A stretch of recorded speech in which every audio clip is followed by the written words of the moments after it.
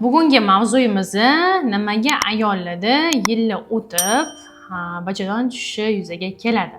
Ya'ni biz yurganimizda, turganimizda pastimizga nimadir tiqilib turgan holat bo'ladi yoki belimiz og'riydi, yaqinlik paytida og'riq bo'ladi, diskomfort bo'ladi. Nima sababdan bu muammolar bo'ladi? Endi qaranglar, birinchi o'rinda biz tug'ruq jarayonini eslaylik.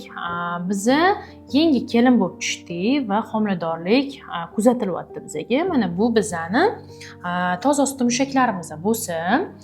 Mana bu yerda qinlarimiz, bu yerda orqa umurtqamiz va buni bizada ko'pchilikka aytaman, chunki 5 ta 6 ta tuqqan ayollar ham bilmas ekan, bizani toz osti mushaklarimizda nechta teshik bor.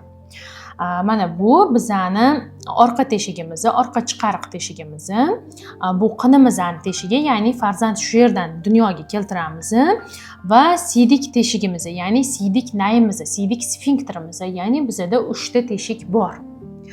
Endi qaranglar, qizlar, biz 9 oy davomida toz osti mushaklarimizga farzandimizning suvini, og'irligini, farzandimizning o'zini og'irligini va platsentasini, ya'ni yo'ldoshini og'irligi tushadi va ichaklarimizni og'irligi, ichki organlarimizning og'irligi toz osti mushaklarimizga doimiy ravishda 9 oy davomida tushib keladi. Biza ko'p o'tirsak, agar biza kassir bo'lib ishlasak, buxgalterlik qilsak yoki tikuvchilik qilsak, bizada dvajdi, ya'ni 2 baravar og'irlik tushadi. Va bizada nima holat yuzaga keladi? Birinchi navbatda mana bu yerda pastimizda, qon tomirlarimizda zastoylar, varikozlar yuzaga keladi. Qon yaxshi aylanmasligini hisobiga, qon tomirlarimiz siqilib qolishini hisobiga bizada varikozlar, zastoylar yuzaga keladi va bizada ichki va tashqi varikozlar bo'ladi. Endi biz tug'ruqqa amalga oshirdik va bizada qinimizda yaxshigina kengliklar bor. Nimani hisobiga? Siz kesarva bilan tug'asizmi, tabiiy tug'ruq bo'ladimi? Baribir sizda toz osti mushaklaringizda qiningizda tushishlar, kengayishlar, jinsiy lablarni osilishi, qorayishlar paydo bo'ladi. Nimaga desangiz, aytganimdek, hamma og'irlik 9 oy davomida sizni toz osti mushaklaringizga tushadi va 9 oy davomida bizani farzand dunyoga keltirishimizga tayyorlaydi. Toz osti mushaklarimizni yumshatadi, elastikligini oshiradi, bo'shashtiradi, ya'ni bola chiqishini ta'minlab beradi. Va bizni farzand dunyoga keltirganimizda o'sha qinimiz kengayadi va farzandimiz dunyoga keladi. Allohning mo'jizasi. Endi biz farzandni dunyoga keltirdik. Bo'ldi. Toz osti mushaklarimizdan maksimalni foydalandik va endi biz toz osti mushaklarimizga o'sha tushishlar, kengayishlar, bo'shashishlarni bartaraf qilish uchun kirishishimiz kerak. Nimaga desak, bizda kengayishlar bo'lsa, bachadon tushishi bo'ladi.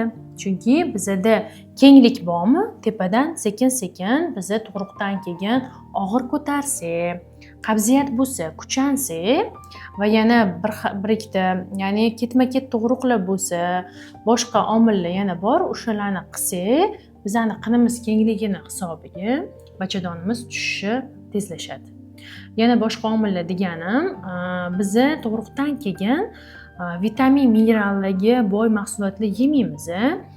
Biz tug'ruq jarayonida, o'zi 9 oy homiladorlik jarayonida farzandimizga vitamin, minerallarimizni hammasini beramiz-da, o'zimizda tanqislik yuzaga keladi va defisitga kirib ketamiz.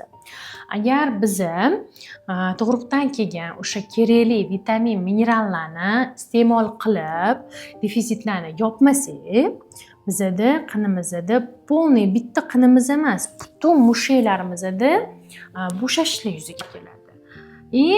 Biz tashqi mushaklarimiz bilan ishlaymiz, misol uchun biz sport bilan shug'ullanamiz. O'shanda tashqi mushaklarimiz bilan shug'ullanamiz-da.